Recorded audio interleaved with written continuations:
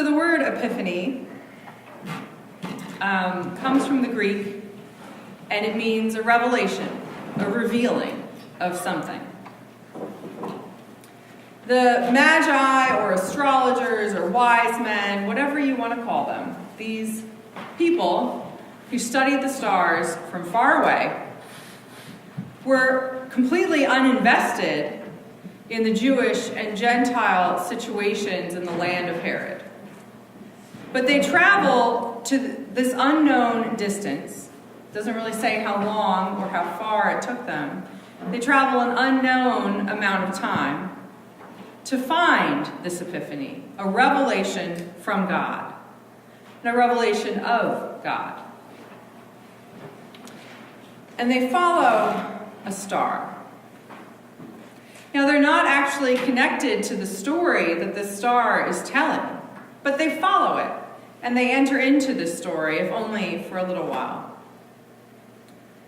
They are not Jews. They do not become Christians.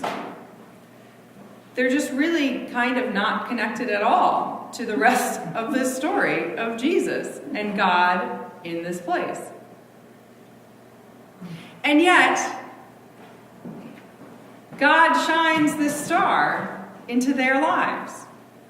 And they follow it, and they receive an epiphany, a revelation.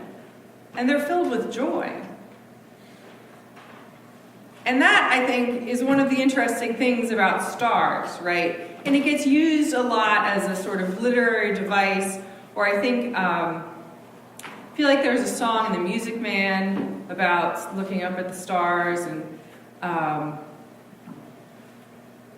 can't think of what it was now, but that stars shine down on all of us, right? And no matter where we are, we can look up at the sky, and we can be looking at roughly, depending on hemisphere and time of year, roughly the same stars shining down on all of us. It's a way that we can all feel connected, and it's a way that we really are all connected. It's through the light of these stars shining down. So God shines this star as a sign, and it cannot be controlled or limited or constrained to a particular people or a particular place. This is, to me, the core of this story. The revelations that God offers are not exclusive to a particular group of people. They are for all people. Jesus was born not just for his parents, not just for his ethnic or religious group, not just for his country or his continent. God came down and was revealed in particular ways in these first few stories of Jesus' life that emphasize the universal nature of the message of God's love for humanity as shown in Jesus Christ. On Christmas, we hear of the shepherds who are given an epiphany, a revelation by the angel and the hosts of heaven, and it's rather impressive. Christ is revealed to shepherds who are social outcasts. Last week, on the first Sunday after Christmas, we heard the story of Simeon and Anna, who are given epiphanies. Christ is revealed to these two elderly folks, those often forgotten or ignored by society, and certainly at the time of Jesus, even more significantly than now. Today, we hear of astrologers from faraway lands who are given an epiphany. Christ is revealed to folks for whom Christ's revelation may not have any particular meaning, and folks whom Jesus' own people don't necessarily care about. God comes in strange ways, and God reveals God's self in strange ways.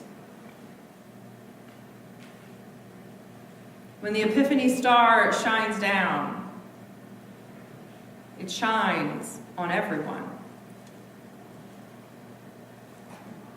We have all, at times in our lives, received some sort of epiphany.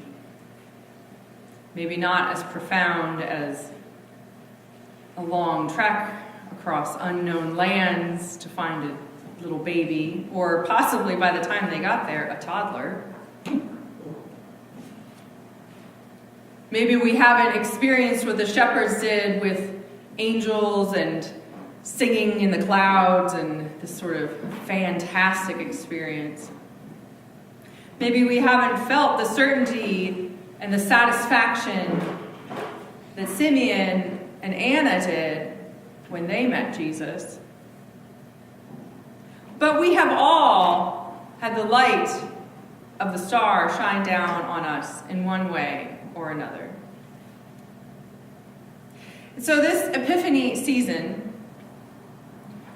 I want to invite you to consider the ways in which you have had an epiphany, had a star shining down on you, been drawn to the mysterious and strange ways of our God, and come away with joy like the Magi.